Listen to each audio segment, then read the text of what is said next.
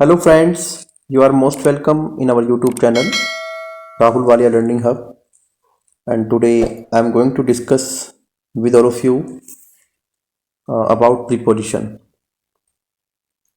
In this class we will discuss kinds of preposition, use of some prepositions. तो सबसे पहले लेते हैं काइंड्स ऑफ प्रीपोजिशन। ये प्रीपोजिशन के जो प्रकार होते हैं वो मेनली 3 होते हैं। इट इज गिवन हियर कि प्रीपोजिशन आर मेनली 3 टाइप्स।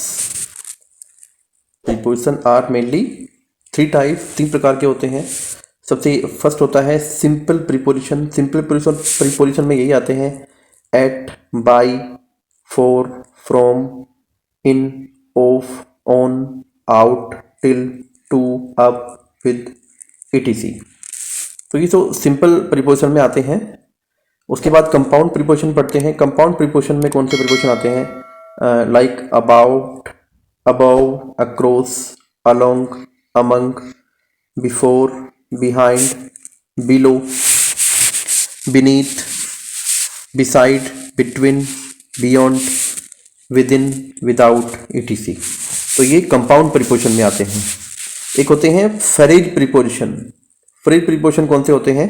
जो 2 वर्ड से मिलकर के बनते हैं मोस्टली, तो 2 या 3 वर्ड से, तो उनको हम बोलते हैं phrase preposition. Like according to, along with, because of, by means of, by virtue of, on behalf of, owing to, with a view to, with reference to. ठीक है ना? तो और भी हैं इसमें जो फ्रेज प्रीपोजिशन में आते हैं। तो अभी हम पढ़ेंगे use of some preposition. Preposition के यूज को पढ़ते हैं कि कौन सा प्रीपोजिशन कहाँ पे यूज होता है, तो उसको अभी डिटेल में पढ़ेंगे। एक्चुअली प्रीपोजिशन क्या होता है? प्रीपोजिशन जो होता है उसका कोई अपना मीनिंग नहीं होता, लेकिन वो पूरे सेंटेंस को एक मीनिंग देता है। ठीक है ना? प्रीपोजिशन क्या होता है? पूरे सेंटेंस को एक मीनिंग देता है। अगर प्रीपोजिशन वहां पे नहीं लगाया तो सेंटेंस का मीनिंग ही बिल्कुल चेंज हो जाता है। इसको एग्जांपल से समझते हैं। मैं यहाँ पे अभी आगे बढ़ाने से पहले एक एग्जांपल लिखता हूं। सपोज कीजिए मैंने लिखा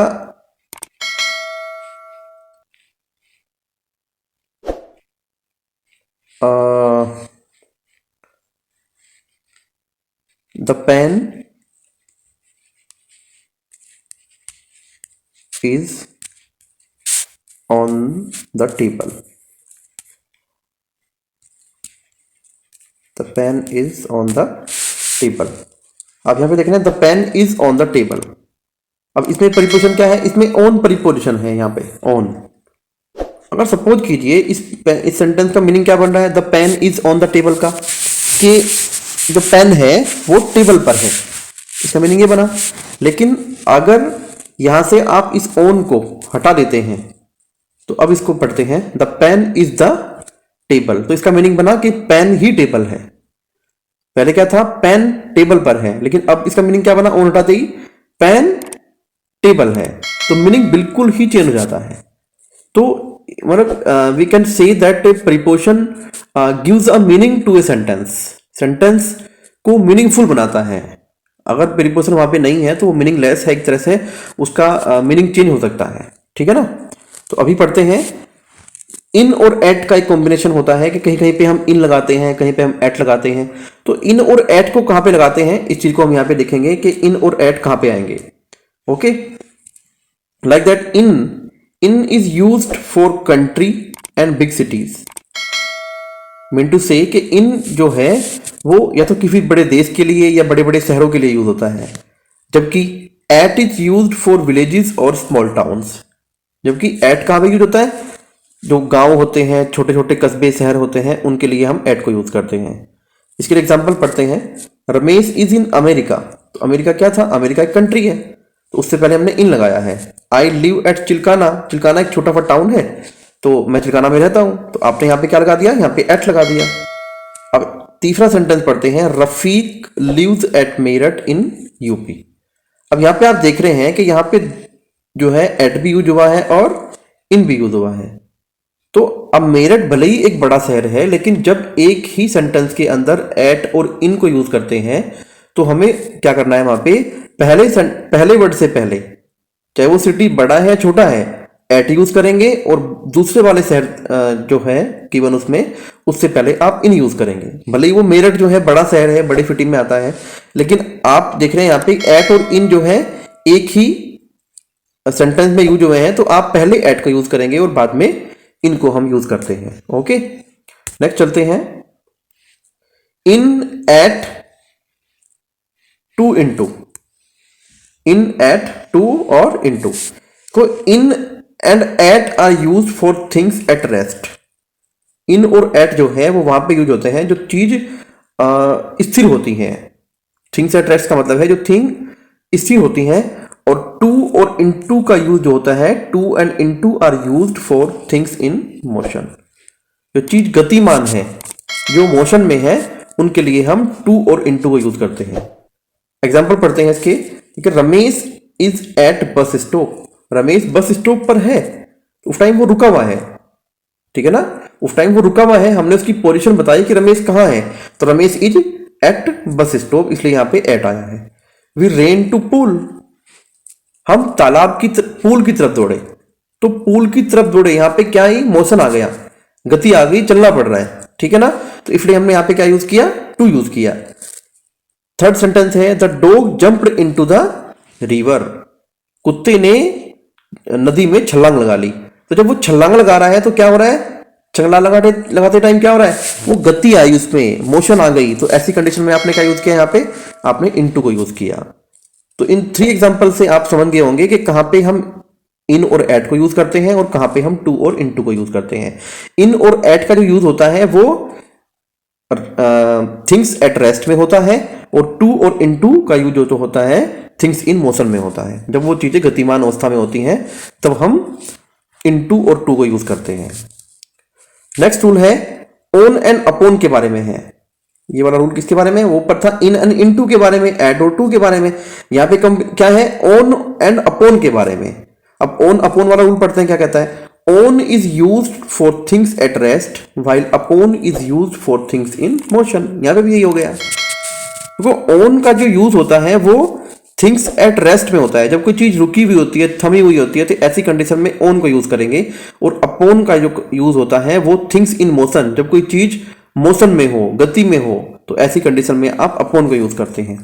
सब एग्जांपल पढ़ते हैं। You set on a chair, आप यानी तुम एक कुर्सी पर बैठे थे। तो बैठे थे तो उस टाइम पे आप मोशन लेस थे, यानी आप गति में नहीं थे, स्थिर थे आप।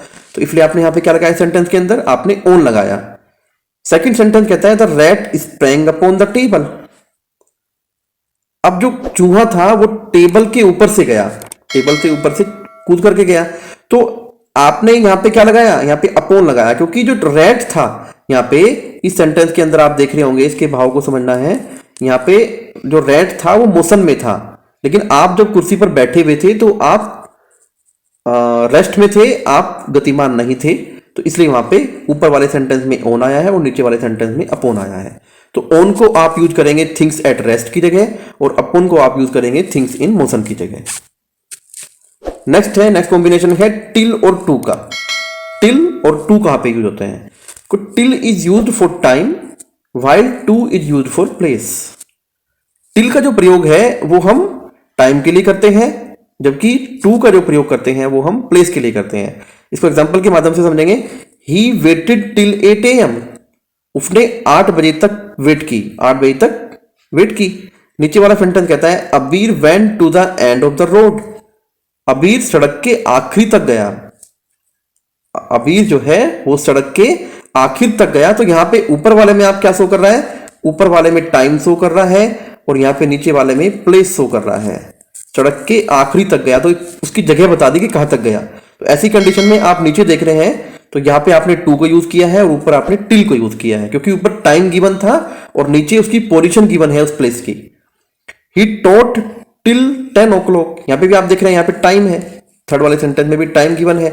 उसने 10 बजे तक पढ़ाया, उसने 10 बजे तक पढ़ाया, तो टाइम है, तो इसलिए यहां पे टिल आया है। He taught till 10 o'clock। Okay, next चलते हैं। इन एंड विद इन, देखो इन कहां यूज करेंगे और विद इन कहां यूज करेंगे। इसको पढ़ते हैं। In is used when a work is finished in the end while into is used when a work is finished within a given period। इसका मतलब क्या हुआ? इसका मतलब हुआ कि इन जो होता है, देखिए आपको यहाँ पे कंफ्यूज नहीं होना है कि सर आपने पीछे भी इन का प्रयोग बताया था, एट और इन का प्रयोग कहाँ पे होता है, और यहाँ पे आप फिर इनका बताकर कंफ्यूज कर रहे हैं। देखो एट और इन को हमने बताया था कि आपको क्योंकि कुछ चीजें होती हैं, कुछ परिपोषण जो होते हैं वो हमें कंफ्यूज करते हैं कि भैया यहाँ पे एट लगाए या इन लगाए, यहाँ पे इन लगाए या विद इन लगाए। तो एक कॉम्बिनेशन होता है कुछ वर्ड्स का जो हमें कंफ्यूज करता है। तो यहाँ पे इन और विद इन में कहाँ फर्क होता है वो बताऊंगा मैं आपको, और वहां पे मैंने एट और इन का यूज कहाँ पे होता है वहां पे वो बताया था। ठीक है ना? तो रमेश विल रिटर्न, मैंने यहाँ पे बताया कि in is used when a work is finished in the end. In वहां पे प्रयोग होता है, इनका यूज वहां होता है जब कोई कार्य बिल्कुल आखिर में खत्म होता है, किसी भी समय के, टाइम के। ठीक है ना? कंप्लीट ड्यूरेशन में होता है। और into is used when a work is finished with in a given period. लेकिन जो इनटू होता है, इनटू का जो यूज होता है वो वहां पे होता है जहां पे कोई काम, जो कोई एक्शन है वो एक गिवन पीरियड के अंदर अंदर, गिवन पीरियड के भीतर भीतर खत्म होता है। ठीक है ना? तो Ramesh will return in 2 hours।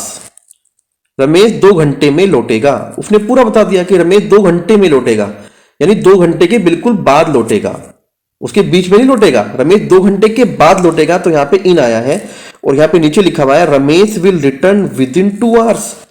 Ramesh 2 घंटे के भीतर लौटेगा, यानी 2 घंटे से पहले पहले उसको लौटना है। वो 1 घंटे में भी लौट सकता है, आधे घंटे में भी लौट सकता है, 1.5 hour में भी लौट सकता है।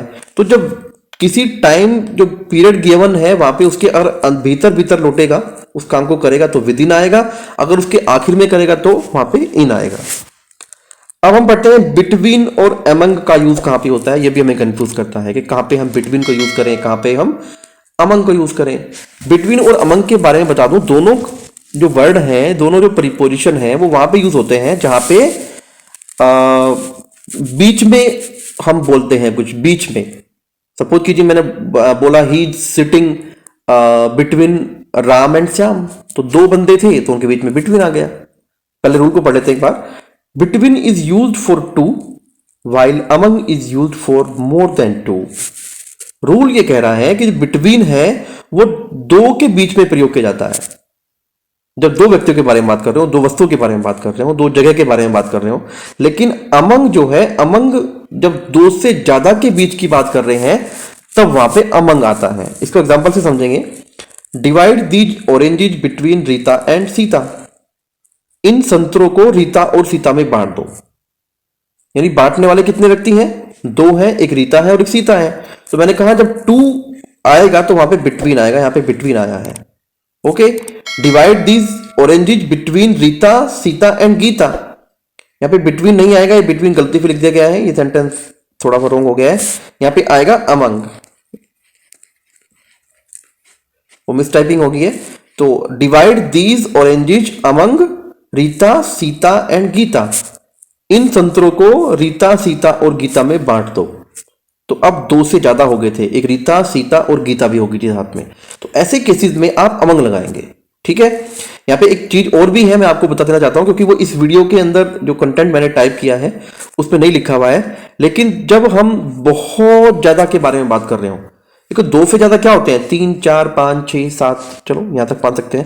लेकिन जब बहुत ज्यादा हो तो ऐसे केसेस में आप अमंग की जगह अमंगस्ट को यूज करेंगे। लाइक 20 के बारे में बात हो रही है, तो divide these oranges amongst the boys, amongst the 50 students. Okay, तो ऐसे कंडीशन में आप अमंगस्ट को यूज करेंगे जब बहुत ज्यादा के बारे में बात होती है।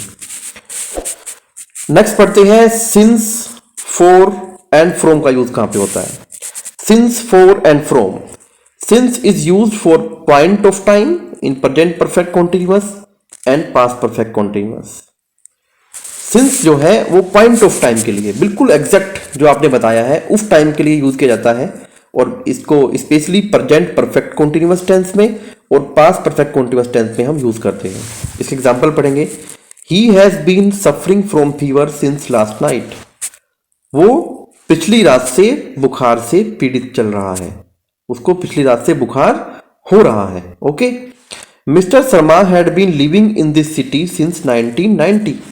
मिस्टर शर्मा इस शहर में 1990 से रह रहे थे। तो टाइम गिवन है और ये पॉइंट ऑफ टाइम होता है।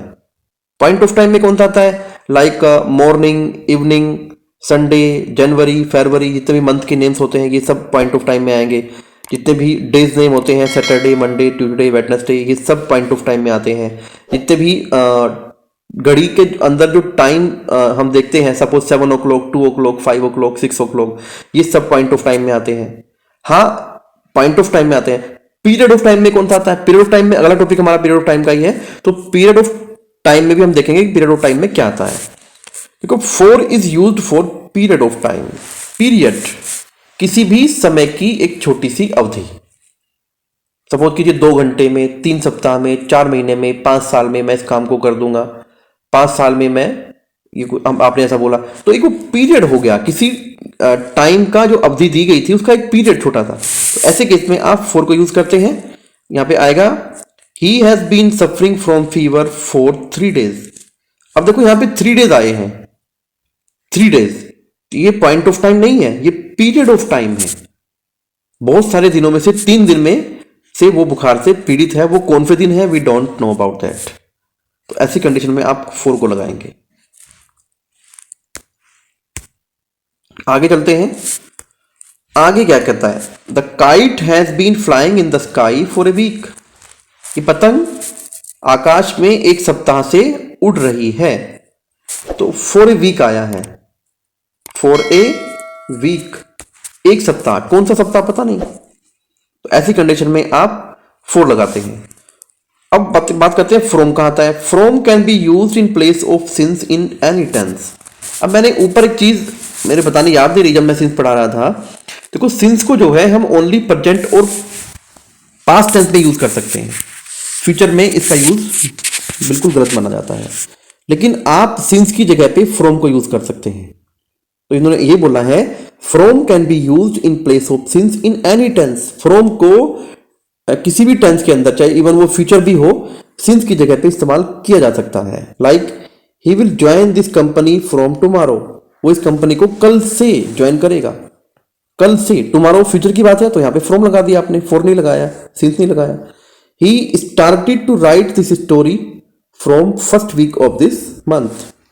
उसने अपनी कहानी को इस महीने के पहले वीक से लिखना शुरू किया था। ओके, तो यहां पे ऐसी कंडीशन में क्या आएगा? फ्रॉम आएगा यहां पे। अब आज बात करते हैं नेक्स्ट, बट कहां पे यूज होता है? बट देखिए, बट जो है, बट एक कंजक्शन होता है। कंजक्शन होता है, एक कंट्रास्ट पैदा करता है दो व्यक्तियों के बीच, दो वस्तुओं के बीच, दो अवस्थाओं के बीच। तो यहाँ पे बट को यूज जहां पे होता है, but is used as a conjunction. But को एक कंजक्शन के रूप में यूज किया जाता है। कंजक्शन बोले तो जो दो सेंटेंस को, दो फ्रेजेस को आपस में जोड़ता है, दैट इज कॉल्ड कंजक्शन।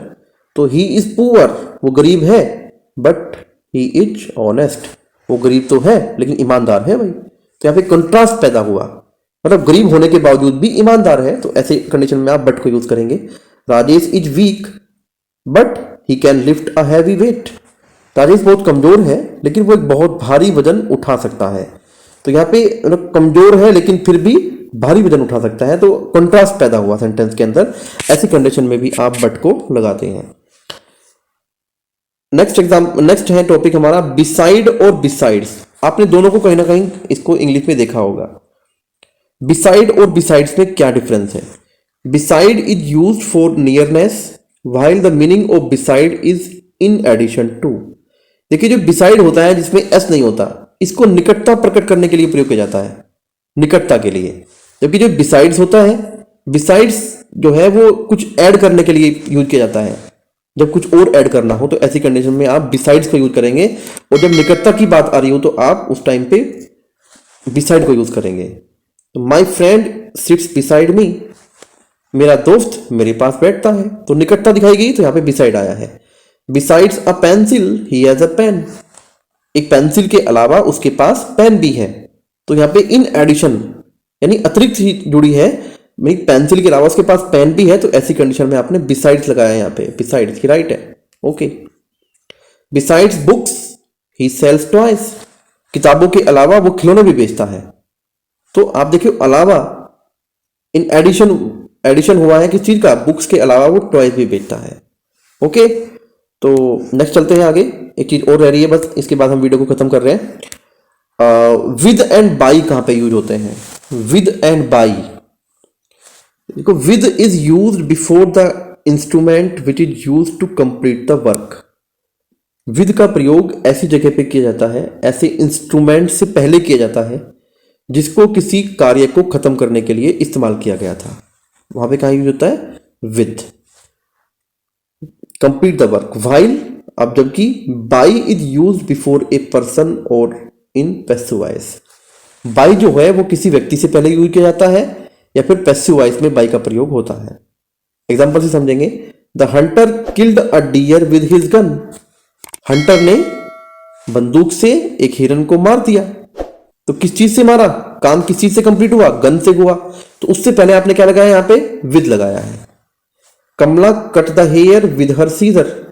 कमला ने अपनी कैंची से बाल काट लिए। This letter was written by a girl. अब ऊपर वाले में दोनों में विद क्यों आया है? क्योंकि कैंची से बाल काटे, विद आया। बंदूक से हिरन को मारा, विद आया। जिस चीज से भी कोई काम खत्म किया गया उससे पहले आप विद लगाएंगे, बस वो एक नॉन लिविंग थिंग होनी चाहिए। अब this letter was written by a girl, ये जो लेटर है ये एक लड़की के द्वारा लिखा गया था। लड़की के द्वारा लिखा गया था, पैसिव वॉइस है। ये दोनों जो सेंटेंस है नीचे वाले, ये पैसिव वॉइस है। और पैसिव वॉइस में ऑब्जेक्ट से पहले आप बाई लगाते हैं। तो यहाँ पे अ गर्ल क्या है? ये ऑब्जेक्ट है, एन ऑब्जेक्ट है, तो इससे पहले आपने बाई लगाया है। This letter was written by a girl. Kamla's hairs were cut by the barber. देखो ऊपर जो बाल थे वो कैंची से काटे गए थे, वो एक इंस्ट्रूमेंट हो गया। सीजर क्या हो गया? सीजर एक इंस्ट्रूमेंट है। तो किसी भी इंस्ट्रूमेंट से पहले आपने यहां पे विद लगाया था। लेकिन यहां पे कमला के जो बाल हैं वो किसने काटे? वो नाई ने काटे हैं। और because barber is a living thing, so we will use here by before the object. ठीक है ना? यहां पे आप ऑब्जेक्ट से पहले बाई को यूज किया है आपने, और वहां पे आपने किसको यूज किया है? विद को यूज किया है। Kamla's hairs were cut by the barber, ये पैसिव वॉइस है। ये दोनों सेंटेंस जो नीचे गिवन है ये पैसिव वॉइस से रिलेटेड है। तो आज की वीडियो में दोस्तों इतना ही।